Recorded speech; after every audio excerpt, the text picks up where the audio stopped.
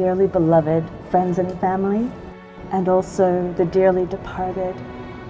We're called to gather to witness this man, Timothy John Vermette, and this beautiful woman, Jenifer Pineda Andrada, to exchange vows in holy matrimony on this day with you in loving witness. How do I love thee?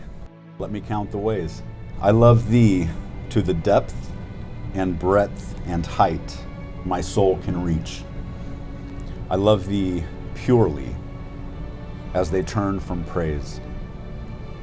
I love thee with the passion put to use in my old griefs, and with whom my childhood's faith.